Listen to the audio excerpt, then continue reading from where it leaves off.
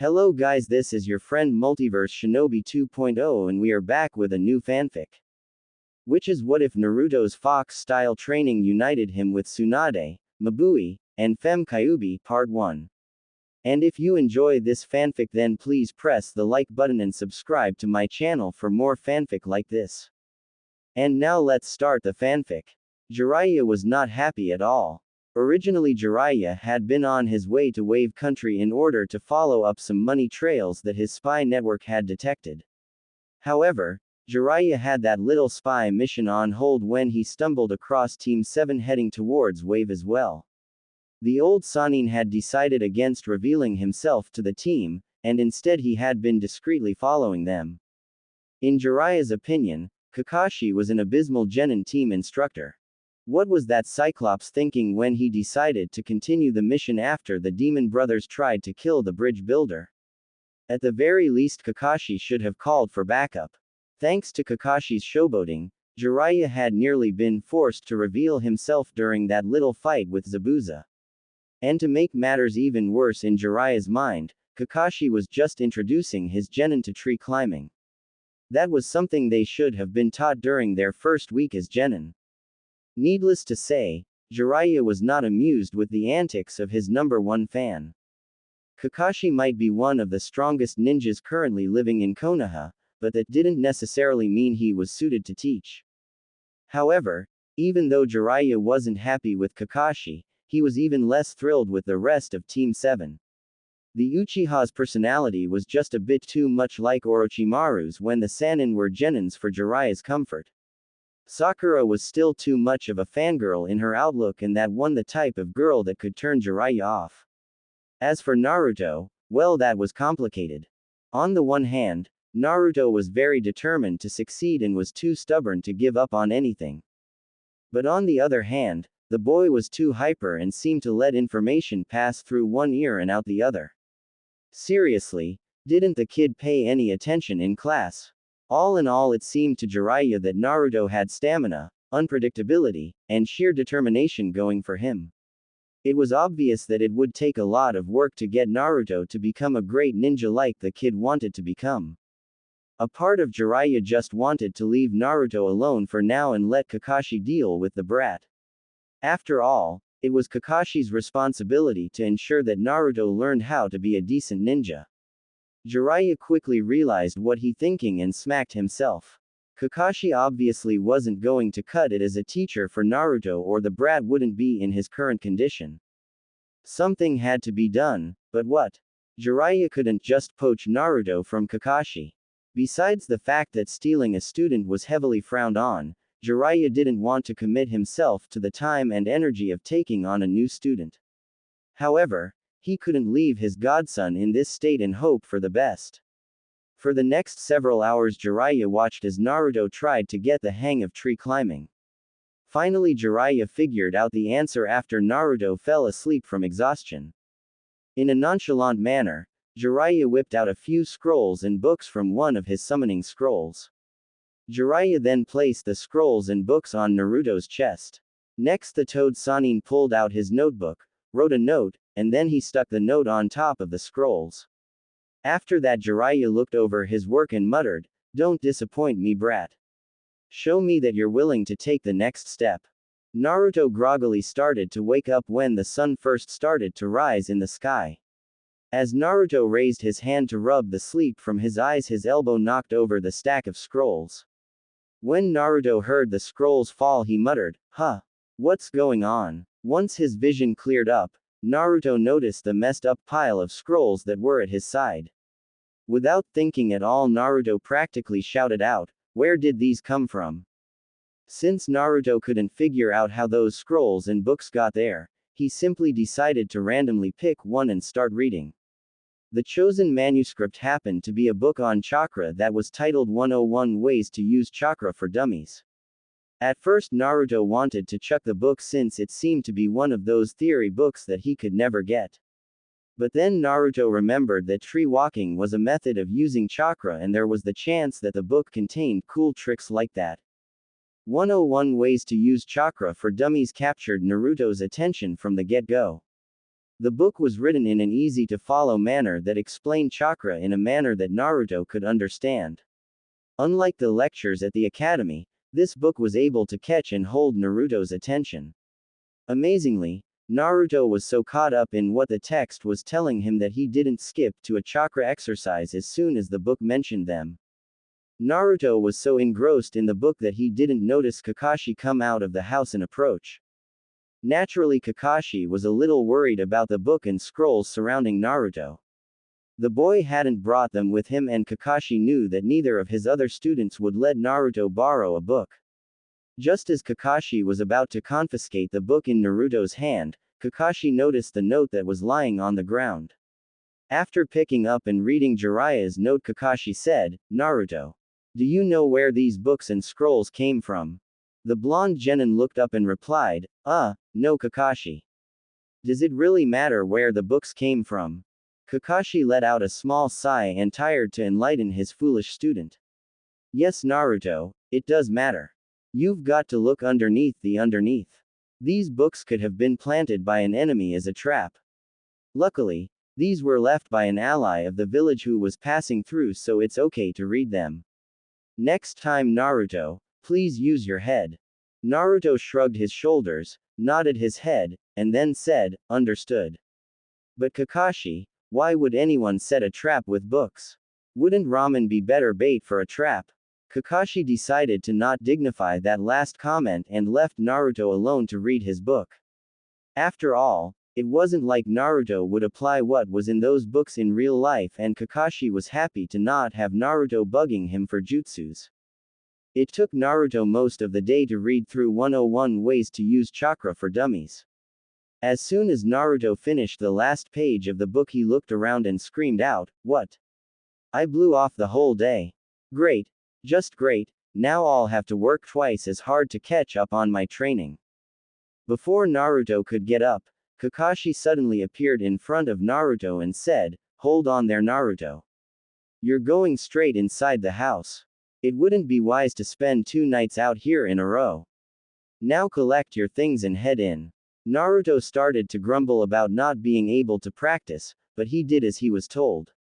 There was no way he'd let Sakura get the idea that he was an immature child by disobeying Kakashi's command. When Naruto and Kakashi entered the house, Sasuke and Sakura were already sitting down at the table for dinner. Dinner was a fairly quiet affair since Naruto was sitting off to the end of the table silently pouting about not getting any training in. None of the other members wanted to hear Naruto complain about missing out on training, so they kept their voices down and didn't mention anything remotely like training. Once dinner was over, Kakashi had Naruto and Sasuke go to their room and told them to get plenty of sleep for their training tomorrow. This left Naruto with a bit of a problem. He wasn't tired enough to go to sleep yet since he hadn't spent the day training. For a second Naruto thought about sneaking out for some late night training, but then he remembered that Sakura wouldn't like it if he disobeyed Kakashi. Since Naruto couldn't train, he started to rack his brain to figure out what he could do until he got tired enough to go to bed. At first Naruto came up with the idea of talking to Sasuke to pass the time. True, Naruto didn't really want to talk to Sasuke, but it wasn't like Sakura would like him interrupting her beauty sleep. Unfortunately for Naruto, Sasuke had already fallen asleep and he knew better than to try and wake Sasuke up once the Uchiha was asleep. Naruto had tried that once a few days ago and his butt had discovered that Sasuke thought that a kunai made a good substitute teddy bear. So, Naruto was left with only one option to keep from going bored: reading. Needless to say, Naruto wasn't too thrilled about reading since that was why he hadn't gotten any practice in today. However, boredom eventually forced Naruto to pick one of the books that he had received and read them. This time Naruto looked at the titles and settled on a scroll that was labeled 1001 different ninjutsu you should know or watch out for. At first Naruto was ecstatic because the scroll had dozens of high-level jutsus listed. However, when Naruto started to read the higher-level jutsus, he discovered that the scroll only described those jutsus in general terms. Sure, the scroll allowed you to know what the higher-level jutsus did so that you could recognize it being used against you, but Naruto didn't want that. He wanted to learn how to do all of these cool jutsus. Naruto was beginning to think about pitching the scroll when something in the Shadow Clone's description caught his eye. After reading the description again, Naruto scratched his head and said, "Huh. The person using the Shadow Clone jutsu learns whatever his Shadow Clones learn. Wait a second, if this is correct then I could create a whole army of Shadow Clones and I'll learn everything faster than Sasuke." As soon as that thought entered Naruto's mind, he continued on reading, trying to see what other tricks about Shadow Clones the scroll contained. For the rest of the week the forest around Tsunade's house was infested by a swarm of Naruto's Shadow Clones. Now using Shadow Clones in this manner can't grant the user any physical benefit. In order to get physically stronger, Naruto would have tough it out and put himself in a physical conditioning regime. However, since chakra control was a mental process, Naruto was able to use his Shadow Clones to work on the tree walking exercise. While the clones were trying to go back to the trees, the original Naruto spent his time working on some of the jutsus that were written on the 1001 different ninjutsu you should know or watch out for scroll. It turned out that there were a few jutsus on the scroll that had instructions in addition to the descriptions. None of these jutsus were above C rank, but Naruto was so happy about learning new jutsus that he didn't have time to complain about the other jutsus he couldn't learn just yet. Of course, Naruto completely disregarded the D and E rank jutsus and just focused in on the available C rank jutsus. However, there was one small snag with Naruto's plan to learn the C rank jutsus. Since the scroll was originally made in Konoha, it only explained those moves that Konoha ninjas usually used. That meant that most of the C-rank jutsus were fire-style jutsus and there was no way Naruto was going to learn one of those. After all, how could he possibly prove himself to Sakura if it looked like he was copying Sasuke? Luckily for Naruto's ego, Jeriah had penciled in the instructions for a few C-rank wind jutsus. When Naruto had read about those jutsus he just knew that they were perfect for him. After all, wind jutsus were big, strong, and made sure that your enemy remembered that you kicked their butt. Sure, there weren't a whole lot of wind jutsus in the scroll, but Naruto knew that he'd have them down by the time Zabuza came back for round 2. The rest of Team 7 had mixed feelings about Naruto's new training regime. While a part of Sakura was curious about what Naruto was doing, the dominant part of the pink-haired girl's psyche was happy that Naruto wasn't bugging her. Sasuke was also curious about Naruto's training, but the last Uchiha preferred to leave Naruto alone. Since Naruto could never beat him, Sasuke figured the training would hopefully make Naruto less of a hindrance than he currently was. As for Kakashi, he was just happy that Naruto was improving without him having to hold the boy's hand every step of the way. However, Kakashi had made some changes in how the team was running. For instance, he imposed a strict curfew after which no one could leave the house and he had Naruto set some perimeter traps. It was completely unacceptable that someone had been able to get that close to the house without someone knowing. If it had been an enemy instead of a friend, then Team 7 could have been slaughtered. That was one mistake that Kakashi wasn't planning on making again anytime soon. About 10 days after Jiraiya left those scrolls to Naruto, Zabuza showed up for a rematch. The first sign that Zabuza had arrived was the thick mist that suddenly rolled in from the far end of the bridge. As soon as the first signs of the mist appeared, Kakashi's eye narrowed and he called out, "Sakura, guard Tsuna. Naruto, Sasuke, form a line between Sakura and me. If Zabuza's partner shows up, you two will have to delay him until I finish off Zabuza." Naruto and Sasuke quickly glanced at each other and slowly nodded in sync. They might not like each other and would rather be fighting by themselves, but somewhere deep inside their brains they knew that they'd have to depend on each other to win. After the brief pact of comradeship was made, Naruto and Sasuke turned their attention to the smaller form they saw in the mist. That shadowy form had to be their target and both of them were eager to fight. Sakura was mentally a mess as she took her assigned spot next to Tsuna. On the one hand, she was happy that she wasn't on the front line of the fight. But, On the other hand, she didn't like the idea of Naruto backing Sasuke up. After all, Naruto would just be a big target and Sasuke would have to work twice as hard to defend himself and Naruto. Haku looked at Naruto and Sasuke trying to figure out how he should handle the two of them. It was obvious to Haku that in terms of physical skill, Sasuke was the bigger threat. However, Haku remembered from Zabuza's first fight with the duo that he couldn't discount Naruto. While Naruto was more unrefined than Sasuke, the blonde's unpredictability was enough to put him at about the same threat level. The battle of the students opened with Haku throwing a spread of Senbon needles towards Naruto and Sasuke. Naturally, both boys dodged the needles, though Sasuke's dodge was a lot more graceful than Naruto's. Haku followed his opening attack by jumping towards the duo, landing on his hands, and delivered a head kick to both genin. Naruto and Sasuke quickly recovered from Haku's opening combo and immediately retaliated. Sakura and Tazuna watched on in silent shock as the three boys entered a taijutsu battle to the death. Haku had quickly caught on to the fact that Naruto and Sasuke weren't used to fighting with a partner in close corners. Thus he was forcing the boys into close combat by getting in their faces. Since Haku was always too close to either Naruto or Sasuke, the other couldn't attack Haku with a jutsu. However, things weren't all peachy for Haku. While Zabuza had trained Haku to fight multiple opponents, Zabuza had only taught Haku how to fight opponents who used similar styles. Haku simply couldn't keep track of both of his opponents and predict both of their wildly different attack patterns. Slowly, but surely, the small shallow cuts and the glancing fist blows that Haku received started to add up. It was obvious to Haku that if he didn't do something soon, then he might slip up and either of his opponents could land a fatal blow. Haku gracefully swirled away from Naruto's attempt to punch him in the back of the head and Zabuza's apprentice rapidly went through a series of hand signs. The instant Haku finished signing, a giant dome comprised of ice mirrors suddenly enveloped the trio.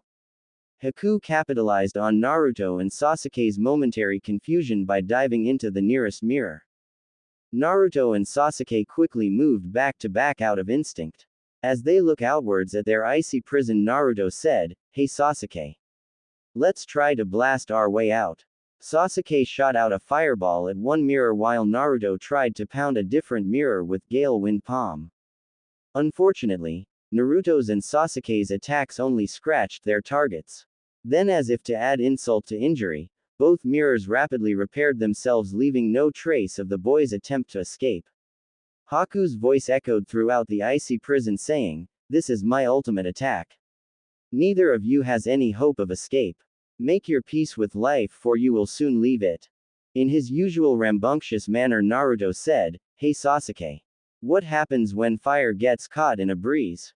For a second, Sasuke wanted to smack Naruto over the head. Seriously, how could Naruto even think of asking a question like that at a time like this? But then Sasuke caught on to what Naruto was suggesting and he started to grin. In a slightly less arrogant than normal manner, Sasuke said, 3 feet a clock on 3, 1, 2, 3. As soon as Sasuke said 3, he launched the largest fireball that he could make. Naruto almost instantly followed with a great breakthrough. Both the great breakthrough and the Gale Wind Palm took relatively the same skill and chakra to perform. Where these two wind jutsus differed was in how they were used. Gale Wind Palm concentrated the blast for great penetrating power. Great Breakthrough worked by creating a slightly weaker, but much larger blast to literally blow the enemy away. Thanks to this fact and how fire and wind jutsus worked, Naruto's and Sasuke's attacks merged to create an enormous, blazing hot fireball. Haku was paralyzed in shock when he saw the roaring fireball approach him. Zabuza's apprentice tried desperately to think of a way to escape from the oncoming attack. No matter where Haku looked, he couldn't find a way to escape. Naruto and Sasuke's combined attack was big enough that no matter which mirror Haku jumped to, he would be hit by the attack. Knowing that escape was impossible, Haku closed his eyes and calmly waited for the attack to hit. Instantly after the blazing hot fireball collided with the frozen mirrors, a huge explosion occurred. Both Naruto and Sasuke were forced to cover their eyes from the flares and minuscule ice shards. As soon as they could, they uncovered their eyes and gazed at the destruction they caused. While the actual damage to the structure of the bridge was light, there was vast surface scarring and there were occasional whips of smoke coming up. Naruto blinked his eyes at the damage and dumbly said, "Whoa, I didn't think we'd do this much if we teamed up." Sasuke would have retorted that he did most of the damage, if he had been paying attention to Naruto. Currently the Avenger of Team 7 was staring at Haku's corpse. Even though Sasuke didn't like to admit, Haku had been stronger than him. That was something that angered and exhilarated Sasuke. By beating Haku, Sasuke had proved he was one step closer to beating Itachi. However, there was one thing about the battle that infuriated Sasuke. Why hadn't his Sharingan activated? According to the Uchiha family scrolls, his battle with Haku was an almost perfect situation for the Sharingan to emerge. Sasuke's face hardened and he turned to look at Naruto. Could it be that Naruto's presence in the battle had prevented the Sharingan's emergence? Sasuke's musing and Naruto's staring quickly ended when the two of them heard the sound of birds chirping coming from the mist where Zabuza and Kakashi were fighting. Next, they heard a meaty smack and saw a figure start to walk towards them in the mist. Both Naruto and Sasuke let out sighs of relief when they saw Kakashi emerge from the mist. Kakashi looked at the blast damage, then at Haku's body, and then at the boys. It didn't take a genius to figure out that the two had teamed up to defeat their opponent. There was no way that Sasuke had enough chakra to create a fireball big enough to do this kind of damage. And while Naruto might have enough chakra, Kakashi knew he blonde student didn't have the control or the knowledge to create a fireball capable of this kind of damage. So in his typical manner Kakashi said, "Good job you two. This is why teamwork is so important. Now why don't we go check up on Sakura and Tazuna?" Over at Gato's compound, Jeriah was sitting at Gato's desk reading the late scum's papers. At first Jeriah had been planning on leaving Gato alone and just gathering more information on the crime lord. Sure, the Toad Sage didn't like what the man was doing, but taking out the crime lord would have created some tangles for Jeriah's spy network. That had all changed when Jeriah had discovered that Gato was into forced prostitution. Sure, Jeriah liked to visit brothels, but forced prostitution was beyond the pale for him. After all, it was one thing when the women choose the profession and it was an entirely different thing to force a woman into that line of work. Jeriah was the biggest pervert on the continent, however, he had a strict look but don't touch unless the woman agreed policy. In fact, Jeriah was known to beat down any guy who groped a girl. That was why so many of the older kunoichi could stand to work with Jeriah in spite of his peeping habits. None of Gato's men had been spared from Jeriah's wrath during the one-man assault on the base. As Jeriah went through Gato's ledger he could scarcely believe his luck. Gato had kept a clear record of every illegal business that he had been involved in. More than that, Gato kept a record of every public official that he had been bribing and even had them down by name.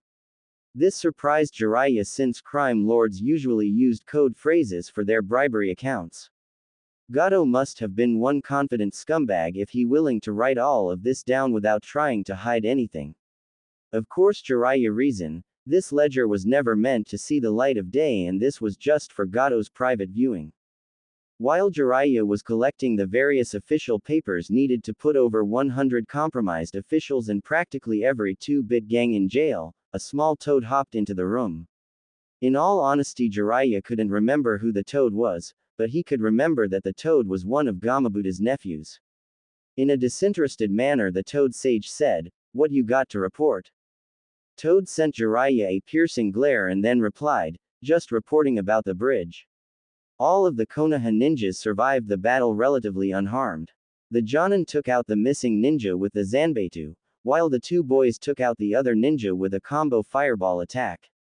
That's all, so can I leave now?" Jeriah waved the toad away and said, Sure. While the toad disappeared, Jeriah thought about the report on the bridge. From the sounds of things everything was turning out all right. Obviously, Naruto had been studying those scrolls that he had left the brat. Depending on how far Naruto came, the boy might get another gift like that the next time Jiraiya was in Konoha. Naruto sat on Tsunade's dock as the evening star first appeared and stared out across the water. For the first time in Naruto's young life he had taken a life and it was eating him up inside. It wasn't just an enemy that he had killed, but a real human being with hopes and dreams. Did he, Naruto wondered, have the right to take those hopes and dreams from someone? Was he really a monster like many of the villagers claimed? No, he couldn't be a monster. A monster wouldn't feel remorse over killing someone. Since he felt remorse over Haku's death, Naruto knew without a doubt that he wasn't a monster. But still, what was he and what right did he have to take someone else's life? Slowly Naruto started to remember everyone that he cared for. Old Man Hokage, Tsuki, Ayame, Iruka, Sakura, Kakashi, and even Sasuke. Then Naruto's mind transposed those happy memories onto what he had seen here in Wave Country. Tears started to fall as Naruto thought about his few precious people suffering like that. Naruto suddenly opened his eyes as he realized that he would do anything to prevent his friends from suffering like this. That was a reason to fight and kill someone else. Indeed, it was the only rational reason to fight. Naruto slowly pulled one of his kunai from its storage pocket and brought the blade towards his right palm. Ever so slowly, Naruto cut his palm. The cut was deep enough so that his blood flowed, but not so deep as to create permanent damage on a normal person. Naruto closed his bloody palm and let a few drops of blood drip onto the pier. Then in a solemn manner he vowed, "I will never use lethal force against an opponent unless it's to protect someone." For a few moments, Naruto just sat where he was and looked at his bloody fist. Then Naruto slowly opened his right hand and to his surprise a small scar was starting to form. Usually small cuts like that wouldn't leave a mark. It was the only real benefit that Naruto got from holding the Kyuubi. So why was this scar not being healed? Personally, Naruto didn't really care whether or not that cut scarred. If it didn't then oh well, but if it did scar then it would serve as a reminder of his oath. After that Naruto stood up and headed towards Tsunade's house. For a second Naruto thought about joining in the celebratory feast that the bridge builder was throwing, but then Naruto decided against it. There was a major reason why Naruto didn't want to join in the party, besides the fact that he never really felt comfortable around large crowds of people. That fight on the bridge had made Naruto realize that he still had a long way to go before he could match Old Man Hokage or even Kakashi. If Naruto was going to protect everyone that he cared about, he'd have to train a lot harder. That meant he needed to break out those books again and study them. Back at the Iruka had always said that the worst thing for a ninja was to be blind to one's own weaknesses. Naruto had always wondered, when he wasn't ditching school that is, what Iruka meant by that. Now that Naruto knew exactly what Iruka meant, he was determined to correct his faults. Even if it meant studying, Naruto would take it like a man and study those books. Sarutobi glared at Kakashi from across his desk and slowly said, "You mean to tell me, Hatake, that you agreed to lead a team of green genin on an A- class mission? Not only that, but you failed to call for reinforcements or establish a proper watch. And that's not even getting to the bottom of your incompetence. Introducing tree climbing exercises after a month of active duty. What have you been doing this past month with your team, watching porn?" The old leader then folded his hands and said in a neutral tone that sent shivers of fear down Kakashi's back, "What you did on that mission, Hatake, was inexcusable." Sarutobi pulled out a half-inch thick folder and placed it on his desk. In that same chilling and yet neutral tone, Sarutobi continued on. "Do you know what this is, Hatake? This is a detailed record of everything your team did since it encountered the Demon Brothers to the time your team left Wave. There are even word-for-word records of your team's conversations, particularly your orders and your training in this report." Kakashi somehow gave the impression that he was blushing, even though no one could see it because of his mask. Oh, Kakashi knew that he'd get into a little trouble considering how the mission had gone. However, he had never expected to be in this much trouble. The old, usually friendly, Hokage was really cooking Kakashi's goose over this mission. Sarutobi then sighed and said, I see now that it was a mistake having you command a genin team. You are obviously incapable of handling the responsibilities that are required of a genin instructor. He then pulled out a small scroll and started writing on it while continuing on, as of this moment, Jonin Kakashi Hatake, you are no longer the instructor for Genin Team 7. You are to tell your former students to report to my office in 1 hour so that they may meet their new instructor. Even though Kakashi didn't show it, he felt like someone had pounded a dull, rusty spike through his chest. He was removed from his team for negligence. That was a dishonor that would stay with him for the rest of his life. It was one thing to be reassigned because you were needed elsewhere or you couldn't work well with your teammates, but removal was something totally different. It meant that you screwed up so badly that you weren't ever going to get a second chance. With only a dumb nod, Kakashi left Sarutobi's office and dragged himself through the streets. How had it come to this? Slowly as Kakashi wandered towards Team 7's training ground, he thought back over everything Team 7 had been through.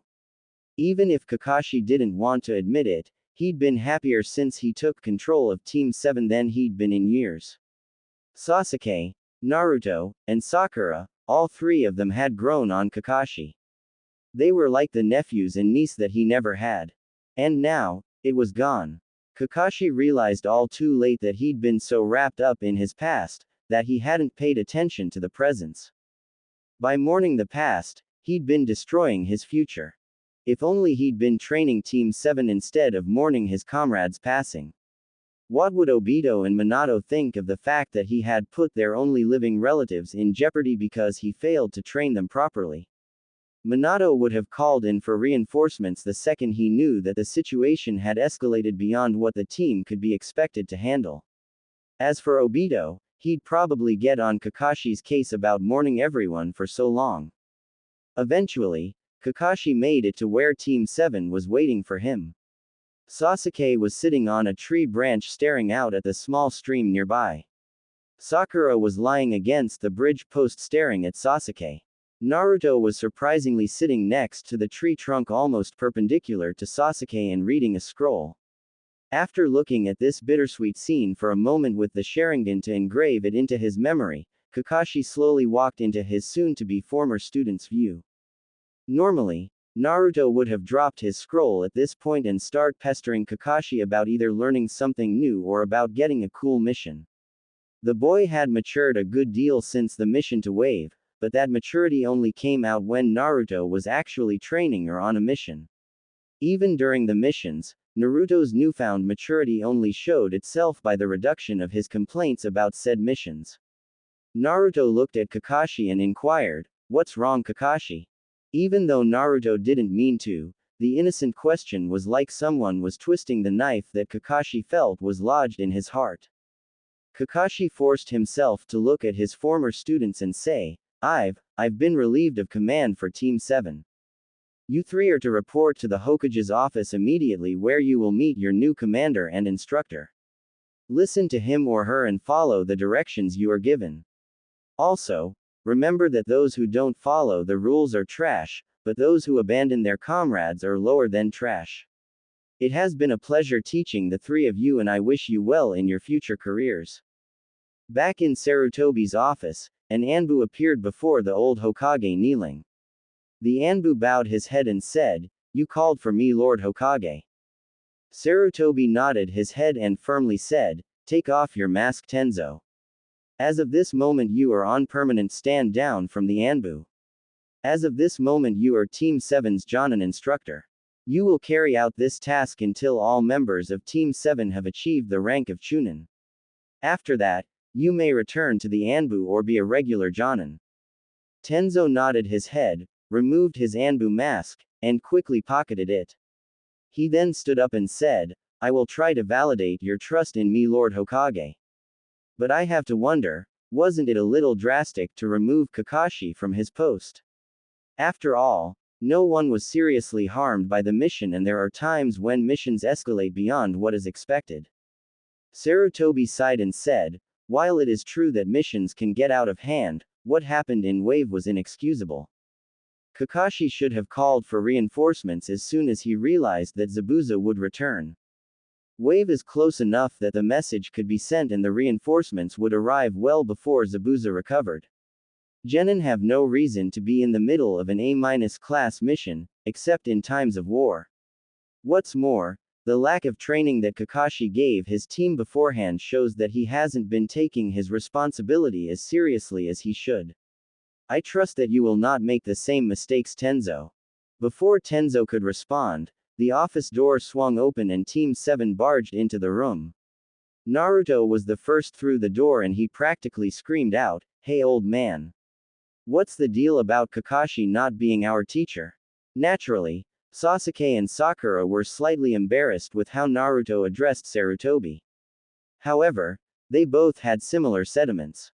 After a brief chuckle escaped Sarutobi's lips, he stated, Kakashi has been removed as your instructor because of some serious mistakes in judgment that he made during your last mission. Try to remember what Kakashi did wrong, so that if any of you become Jonin instructors you will know what not to do. Tenzo here will be your new Jonin instructor.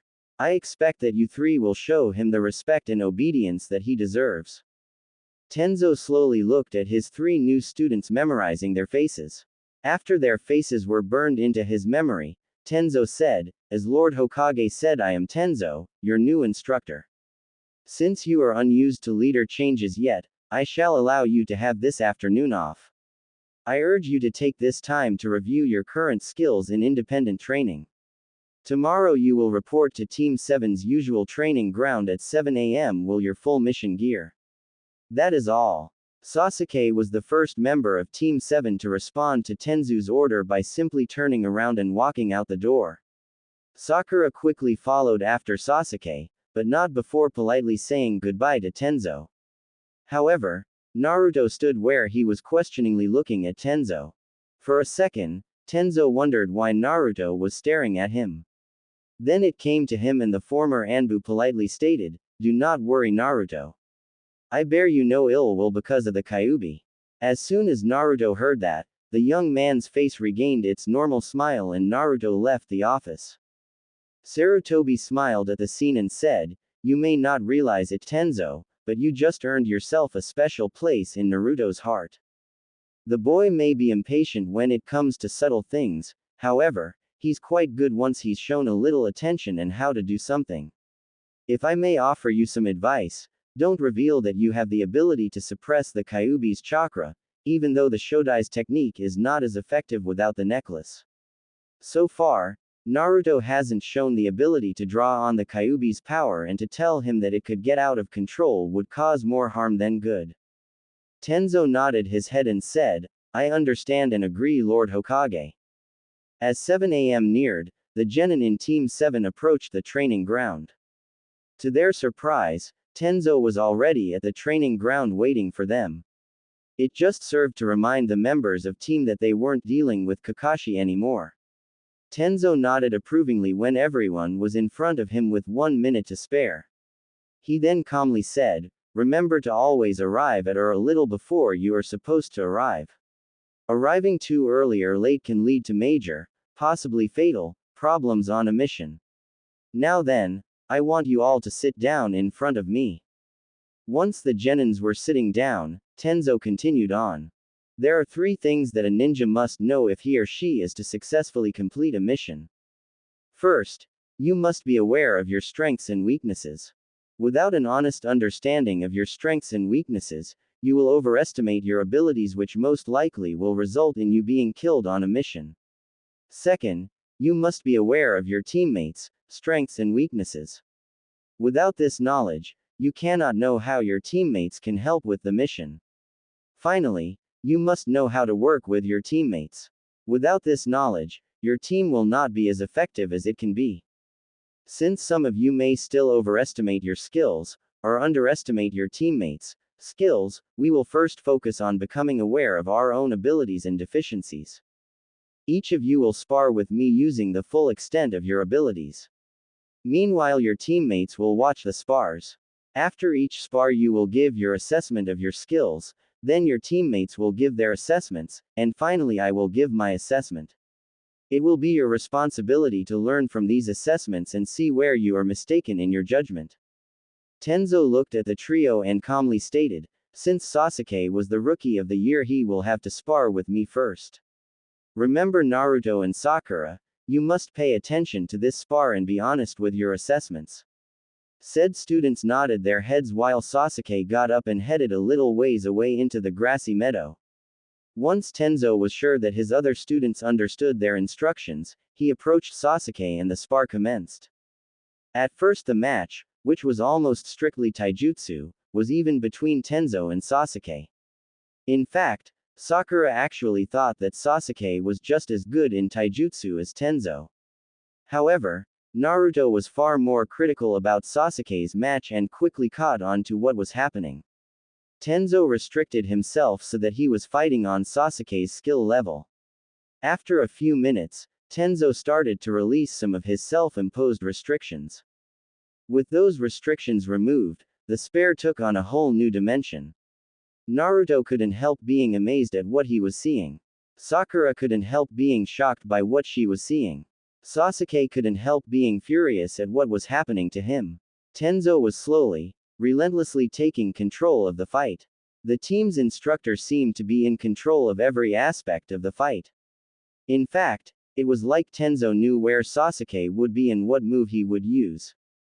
Very quickly Sasuke got fed up with Tenzo controlling the fight and launched a fire-style fireball. Tenzo calmly stood in front of the fireball and created an earth-style mud wall to block Sasuke's attack. On the sidelines, Naruto and Sakura breathlessly watched as their teammates traded low-level ninjutsu. After a few moments something strange started to happen. Sasuke kept on firing his jutsus every which way except for where Naruto, Sakura, and Tenzo were. Tenzo then signaled Naruto and Sakura to be quiet, which made them realize that Sasuke was under a genjutsu. Eventually Tenzo felt that Sasuke had embarrassed himself enough and calmly pinned Sasuke to the ground. He then led Sasuke over to where the other members of Team 7 were at, and had Sasuke sit down. Once Sasuke was sitting down, Tenzo said, "So Sasuke, what was your mistakes in the spar?" Sasuke moodily muttered, "Letting you get behind me." Naturally, Naruto jumped in, "Hey bastard, you forgot that you were trapped in a genjutsu. Also, there's the fact that Tenzo completely owned you in taijutsu." And following the laws of Team 7's thermodynamics, Sakura promptly bashed Naruto's skull. While Sakura was removing her fist from Naruto's head, she said, "Don't speak to Sasuke like that, Naruto." Although Naruto was partially right, "Sasuke, you were caught in a genjutsu for a while." Tenzo nodded his head and calmly explained, "Overall you did fairly well for a genin, Sasuke. However, there are a few things you need to work on. First off, you started to underestimate my skill in taijutsu. Often, enemy ninjas will hold back some of their skill to lure the enemy into false confidence. Second, there were a few spots in your taijutsu where you were slow in your defense. It's obvious that you're counting on the Sharingan to tell you when to protect those areas. However, you don't have the Sharingan yet, and so you shouldn't use that taijutsu style. Finally, your ability to detect subtle genjutsu isn't that good. Once again, you are obviously expecting to use the Sharingan to detect those genjutsu, and you should stop that." Sasuke silently ground his teeth together because of Tenzo's assessment as Sakura started her spar. How could Tenzo even suggest that he not use the traditional Uchiha taijutsu style? Tenzo was practically saying to Sasuke that the Avenger wouldn't develop the Sharingan. The mere insinuation that Sasuke might not develop the Sharingan was tantamount to blasphemy for the young man. All of his forefathers to his great-great-grandfather Madara and beyond had wielded the Sharingan, so Sasuke knew that eventually he'd command the Sharingan as well. It was all a matter of time. Although Sasuke had missed Sakura's spar because of his brooding, he really didn't miss much. Even Naruto, as much as he hated to, had to admit that Sakura's spar was pathetic. Sure, she gave it her all, but there's only so much a person can do with poor physical conditioning, substandard taijutsu form, small chakra reserves, and a very limited arsenal of jutsus. Once Tenzo finished critiquing Sakura, it was Naruto's turn. As Naruto approached Tenzo, he thought about Sasuke's and Sakura's fights. One thing that was obvious to Naruto was the fact that Tenzo was tough, possibly even tougher than Zabuza or Kakashi. How was he supposed to defeat someone like that by himself? Naruto didn't want to admit it, but Wave had showed Naruto that he wasn't as great as he had thought. This minuscule bit of maturity gave Naruto a flash of inspiration. How was he able to beat or at least weaken stronger ninjas in the past? Simple. He had been an unpredictable pain in the butt. Maybe some of those same tricks could work on Tenzo.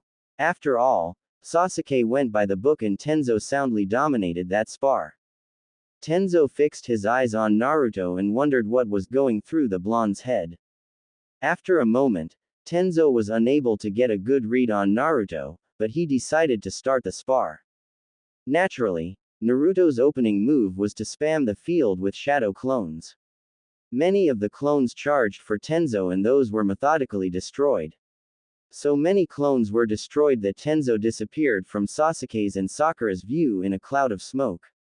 The only way Sasuke and Sakura knew that Tenzo was still slaughtering the clones was the loud poof sound that each clone made as it was destroyed.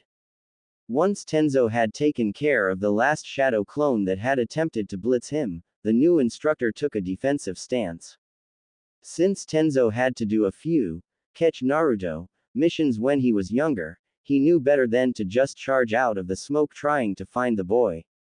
Unlike Sasuke, Naruto would likely use this time to set traps to cause problems.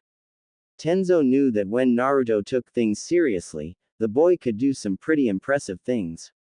The only question Tenzo had at the moment was how seriously was Naruto taking this spar. As soon as the smoke cloud dissipated, Tenzo got his answer. Gale wind palms and several wind style. Great breakthroughs were shot at Tenzo from practically every angle imaginable. Tenzo calmly jumped high into air and discreetly created a set of wooden kunai. In a twisting manner, Tenzo let the kunai fly and each one struck its target. Amid the pops of the dissipated shadow clones, there was a single thud. With Naruto's location revealed, Tenzo homed in on the spot like a missile. Naruto's momentary surprise at being hit by a blunt wooden kunai was all the time that Tenzo needed. The student and the master commenced their one-on-one taijutsu spar with Naruto frantically avoiding Tenzo's strikes. Rolling, twisting, jumping, it didn't matter to Naruto what he did as long as he avoided Tenzo's fists. A couple of times Naruto tried to create some shadow clones, but Tenzo never let Naruto have enough time to finish the jutsu. After a few minutes, Tenzo had found out what he needed and forced Naruto into submission. He then led Naruto back to where Sasuke and Sakura were sitting.